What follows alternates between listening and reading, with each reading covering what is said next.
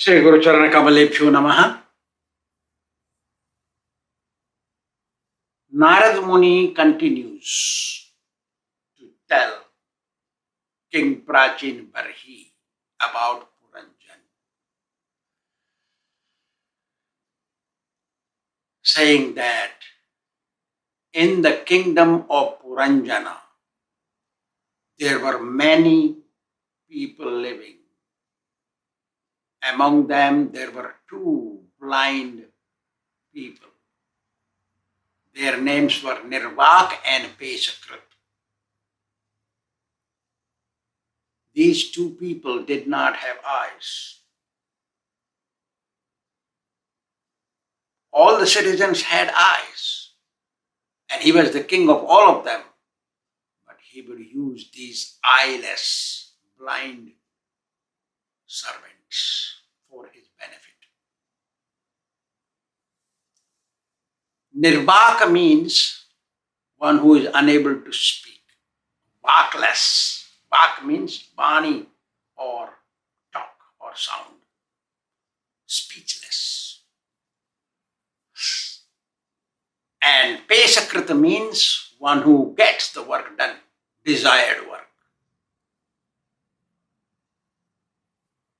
So, hands and legs are eyeless. Even though head has eyes, he would not use them. Wherever he wants to go, he wanted to go, he would use his legs. And they were blind. Neither hands have eyes, nor legs have eyes. Whatever he wanted to get it done, or wherever he wanted to go, he would use the eyeless, help of eyeless citizens. Hands and legs are citizens of the person, the owner of the body, called Puranjana or Atma. He trusted his legs and hands to get his work done, to go to a desired place. Actually, eyeless people, if they go anywhere, they may end up having accident. But Puranjana trusted his eyeless servants, assistants, and he got his work done. Actually, in the scriptures, eyeless people are called Ajnanis, or Ajnanis means ignorant, are called blind. And such blind people, they do things, then they end up degrading themselves. Those who are Ajnanis, they don't follow scriptural evidence, thus they also glide down to hell. That is also a kind of blind. But those who are devotees, they are never blind. Just like head is not blind, got eyes. When he would go with his pradhana sevaka, means chief servant, the mind, in his private quarters. When Puranjana would go to his private quarters, he would take his chief assistant, the mind, and would enjoy the company of his wife and children and feel satisfied.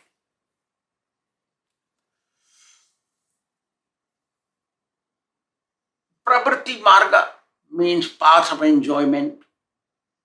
Householders are in the Pravrti Marga or in the path of enjoyment.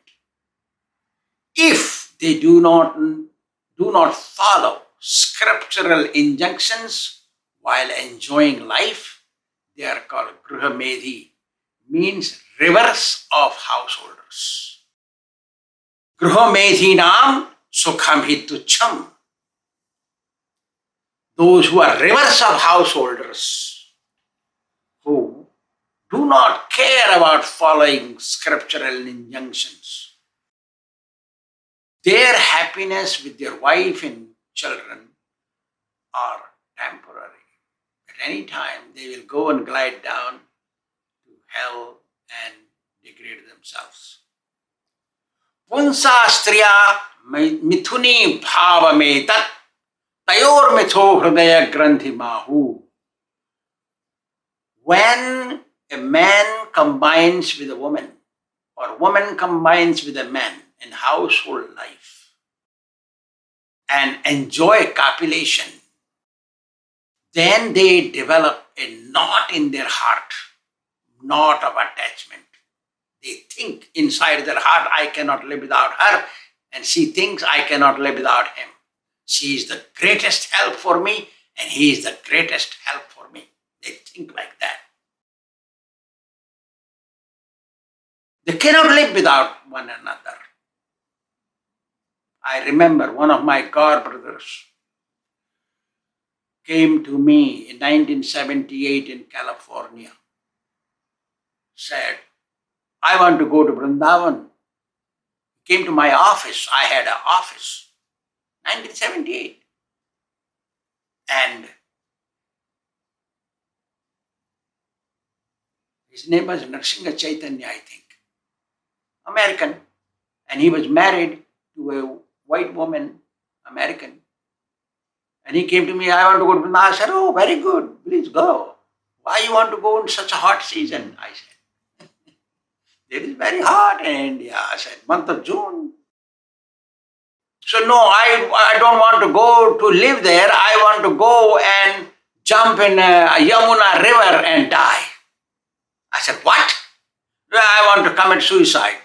I said, then you will become ghost. I said, then you will turn into a ghost.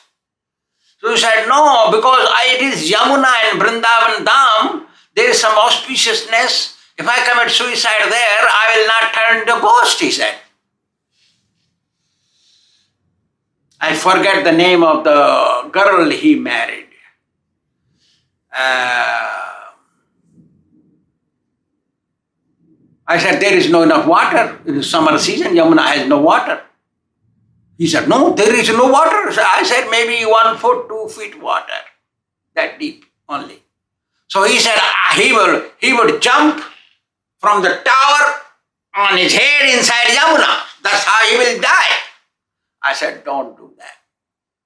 So, one thinks I will die without her. She thinks I will die without him.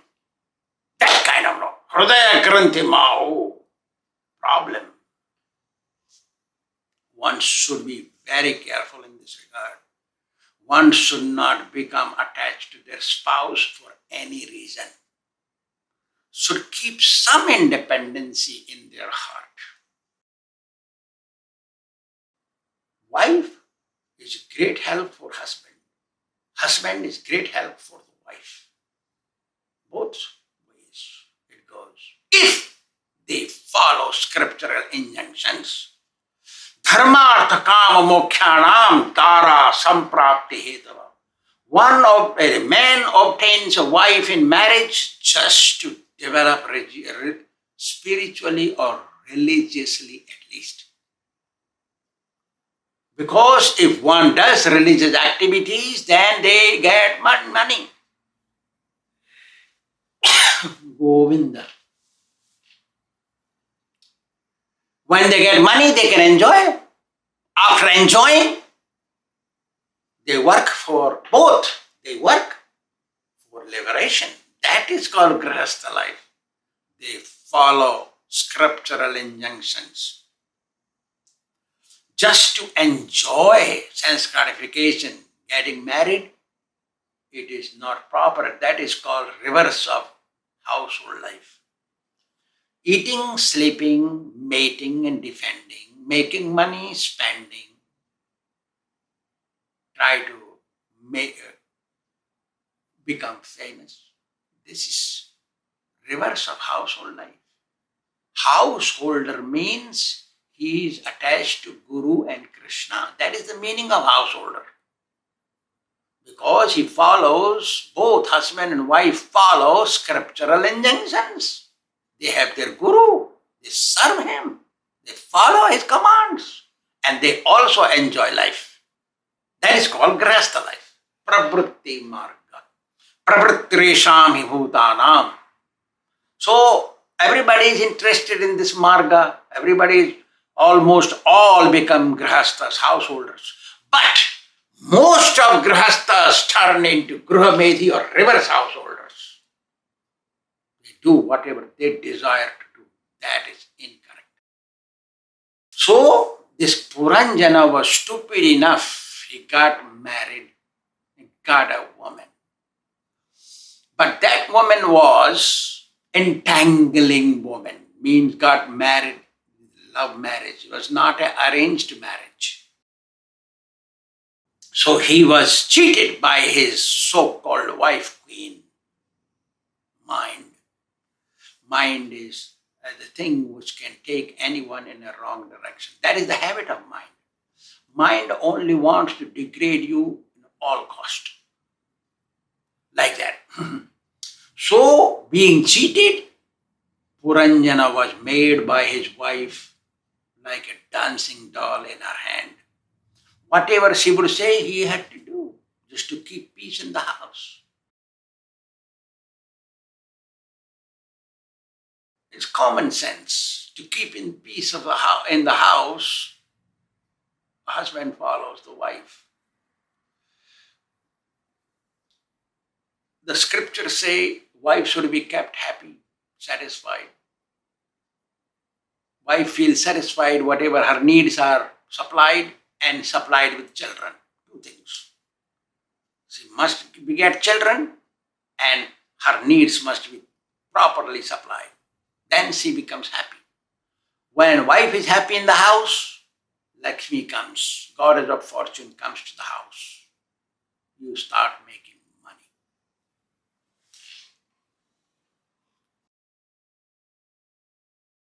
So what this Puranjan did, he followed whatever his wife said.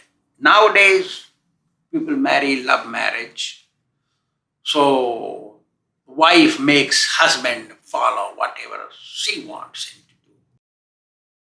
And he has to do whatever she wants him to do.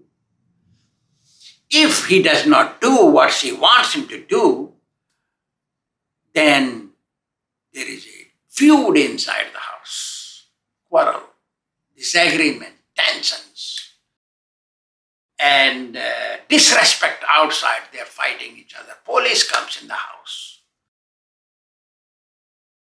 If husband follows all the time his wife, then he becomes timid, cowardly, and he loses his respect. If people find out he's just a henpecked husband, like that.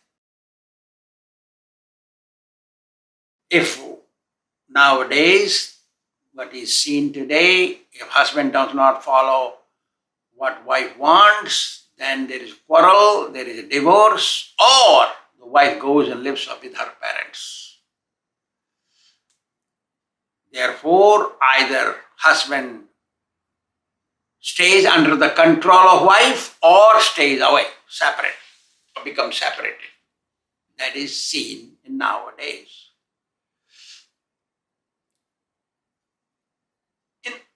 Presently, it is very difficult to have a peaceful house, peace in the house. This was the situation with Puranjana. Puranjana got entangled with his wife, and whatever she said, he had to do. Whenever she drank wine, he had to drink wine. And become intoxicated, because man has a problem. Women don't have problem that much. Woman drinks her limits, and man drinks above limits. Therefore, he becomes intoxicated. When she would eat, he would eat. Whenever she would chew something, he would also chew that thing. Whenever she sang some song, he also followed singing her song. When she would start crying, he would start crying. When she would laugh, he would also laugh. Can you imagine such a husband? My God. Whenever she would speak idle talks, not necessary to talk, he would also talk frivolously.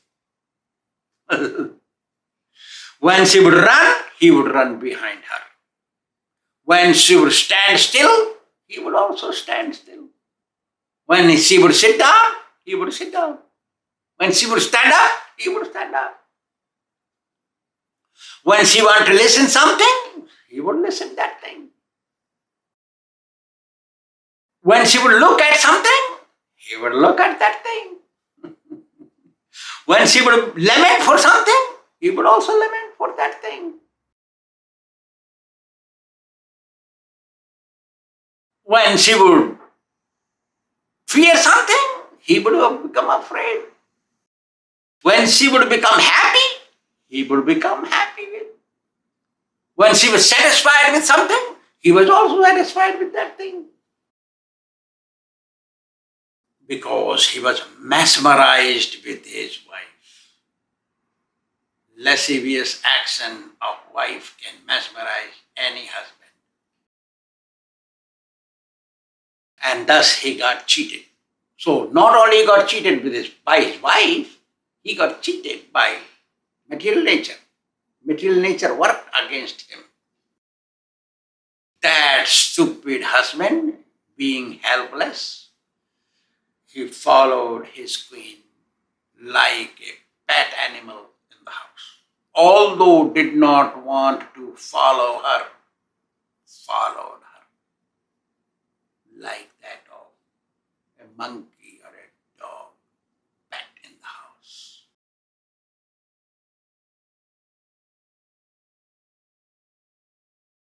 If whatever being said is not done, the wife don't like that man. So husband has to do whatever she wants.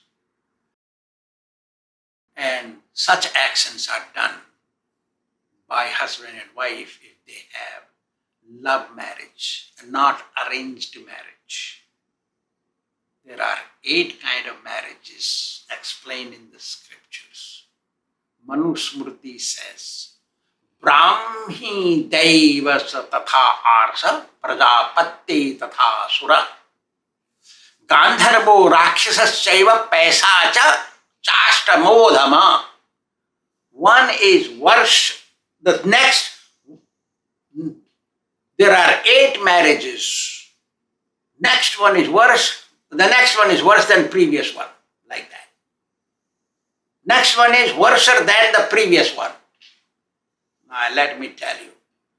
Brahmi marriage, Devas marriage, Arsa marriage, Prajapati marriage, Asura marriage, Gandharva marriage, Rakshas marriage, and Pisach marriage. There are 8 kinds. Let me explain to you one by one. Brahmi marriage is a marriage given to a suitable boy, a virgin girl. Virgin. Given to a suitable boy by performing sacrifices as explained in the scriptures. In their own caste, means own status. Brahmin to Brahmin, Kshatriya to Kshatriya, Vaishya to Vaishya, like that. That is called Brahmi marriage. Then it's called Daiva marriage. Daiva marriage is decided by calculation of astrology, astrological calculations. The priest will tell whom to give. And they also gave a virgin girl to a suitable boy by performing fire sacrifice. Then Arsa marriage. Arsa marriage is that followed by scriptures. Therefore, the scripture injunctions are followed. All the sage and saintly people have told. Girl side accepts 2 cows from the boy's side. Reverse. Dowry is given by girl side, But here, 2 cows, no more than that, 2 cows are taken in return of giving the daughter in marriage. Virgin girl to a suitable boy with fire sacrifices. That is called Arsha Vivaha. Then Prajapati Vivaha, it's called Pani Grahana in Sanskrit. There is a fire sacrifice, parents come with the girl and the boy sitting, Pandit is chanting mantras, they both stand up in the fire sacrifice, and parents hold the hand of the girl, right hand, and give it to the boy's hand. It's called Pani Grahana. Boy holds the hand of the girl. That is called Prajapatya Vivaha. Then there is Asura Vivaha. Asura Vivaha is a Vivaha where boy purchases a girl. That is Asura, demonic.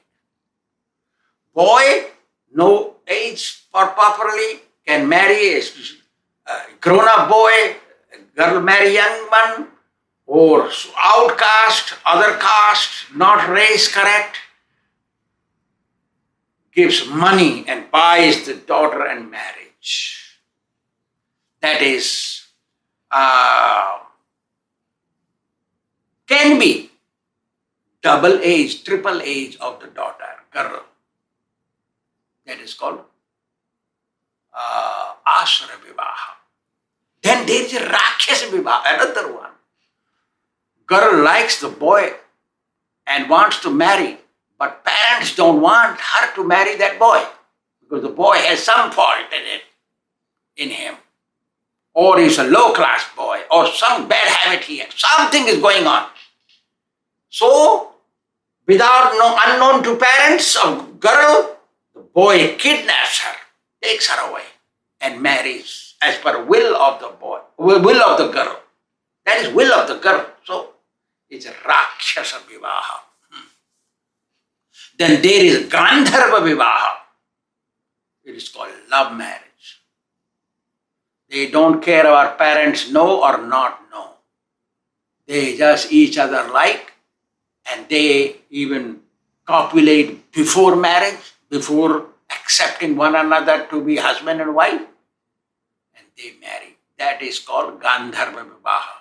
And that is the situation with soul and mind, between Puranjana and that beautiful woman. It's like that. So this is the situation here. So then last one is called Pisacha Vivaha. Pisacha Vivaha is without desire of girl. Don't want to marry this man. And by force he takes from her house against the will of the daughter and parents and marries her. That is called Pisacha Vivaha. All of them are rejected except first 3. Like that. So, Puranjana married, love marriage. That's why his wife and he himself covetously attached. And he follows whatever she says. She says and he follows. Like that.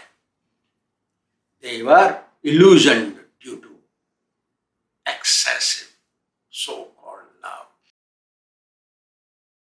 Thus, being entangled, there is no another way except following for him. Mana eva manushyanam karanam bandha mokshayo. Lord Kṛṣṇa says in the Bhagavad Gita, mind is the cause of one's bondage to cycle of birth and death to this world, and is the cause of liberation as well. Depends how you train your mind. That's why when Guru sees disciple is incorrect and he tries to sweetly to correct him, don't want to follow, then it comes harshly. Correct. Guru will insult the disciple in such a manner to bring his ego down, so he follows. Like that. So, King Puranjana would do whatever she wanted. But manasastu parabuddhi. Above mind there is intelligence. But if somebody's mind is not trained by Guru, intelligence cannot guide that mind. Therefore, Guru is required. Above the mind there is intelligence. When you are under the guidance of a Guru, then you think what mind has dictated is right or wrong. Then you do it. That is the only way. Thank you very much.